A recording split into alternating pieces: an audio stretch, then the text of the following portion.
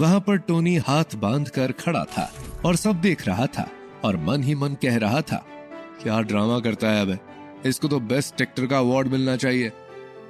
अभय ने मासूमियत के साथ कहा, शिपी तुम मुझे छोड़कर कहीं जाया मत करो, देखो तुम्हारे जाने के बाद मेरी तबीयत खराब हो गई थी।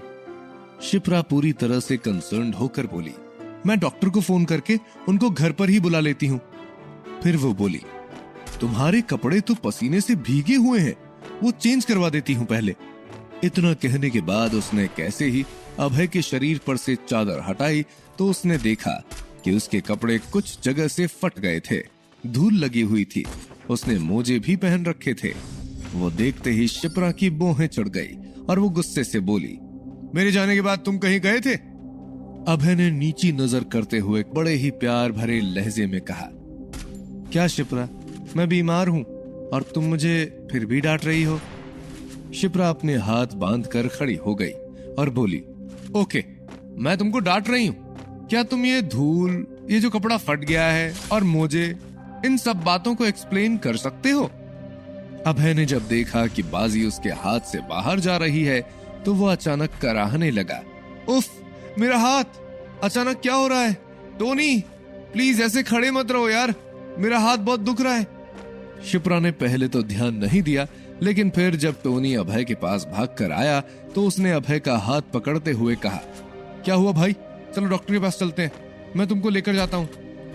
उसने अभय को सहारा देकर उठाया और वो दोनों शिप्रा के कमरे से बाहर निकलने लगे। शिप्रा को भी लगा कि हो सकता है वाकई अभय का हाथ एकदम दुखने लगा हो, इसलिए वो बोली, रुको मैं भी आती हूँ तुम्हारे साथ। अब टोनी की हालत खराब होने लगी थी। वो बोला, नहीं नहीं इसकी क्या जरूरत है, मैं लेकर जाता हूँ ना अभय को। ये सुनकर शिप्रा को समझ में आ गया था कि दाल में कुछ काला है। उसने टोनी को रोकते हुए कहा, टोनी अभय को छोड़ो और मेरी बात सुनो।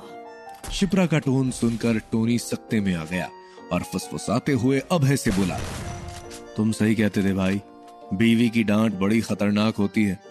अभय ने दांत चबाते हुए कहा, इसीलिए मैं तुमको गाड़ी जल्दी चलाने को कह रहा था, अब सब मुझे भुगतना पड़ेगा।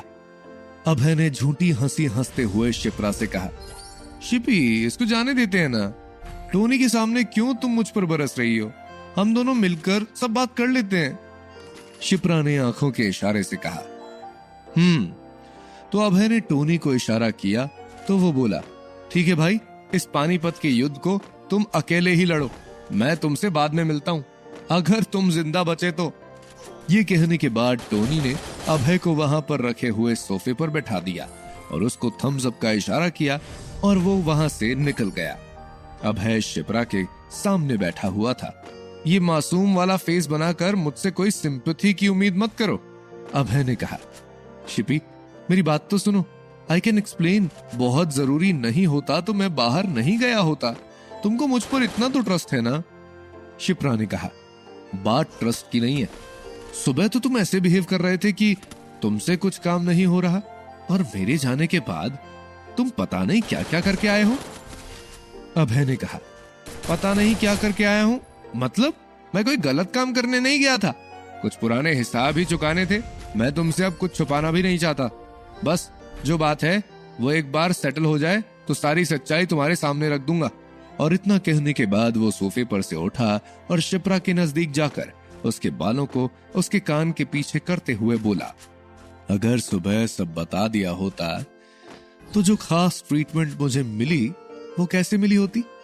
मेरे सिक्स पैक देखने के बाद तुम्हारे कांपते हुए हाथ मुझे कैसे दिखे होते? तुम्हारी बौखलाई हुई नजर मुझे कैसे देखने को मिलती? अभय ये कह रहा था और शिप्रा की नजर नीची और नीची होती जा रही थी। शर्म से उसके गाल लाल हो गए थे। उसको ये महसूस हुआ कि अभय ने उसे देखते हुए नोटिस कर लिया था। अभय ने कहा, लेकिन तुम मुझे कैसे भी देखो, मुझे कोई प्रॉब्लम नहीं है, लेकिन जब भी ऐसी नजर से देखोगी तो टैक्स देना पड़ेगा। इस दुनिया में कुछ भी फ्री नहीं मिलता मिसेस सिंघानिया। शिप्रा ने नजर ऊंची करके अभय की तरफ देखा तो उसकी नजर में सवाल था, जैसे पूछ रही हो कौन सा टैक्स। अभय ने अपना गाल आगे करते हुए कहा, ज्यादा नहीं, बस एक दो बार किस कर लो, गले से लगा लो, इतना ही काफी है। देखो मैं लालची किस्म का इंसान नहीं हूं। शिप्रा शरारत से हंसते हुए बोली, अच्छा लेकिन मुझे पहले बताना चाहिए था ना। अब तो टाइम निकल गया, ये टैक्स अब अगली बार से मिलेगा। इतना कहने के बाद वो पीछे हटकर बाहर जाने को हुई। अभय ने अपने एक हाथ से ही उसको पकड़कर अपनी तरफ खींचा तो वो अभय के एकदम पास आ गई। उसने अपना एक हाथ अभय के कंधे पर रखा हुआ था। उसकी नजर अभय की नजर से मिली हुई थी। अभय ने उसकी तरफ शरारत से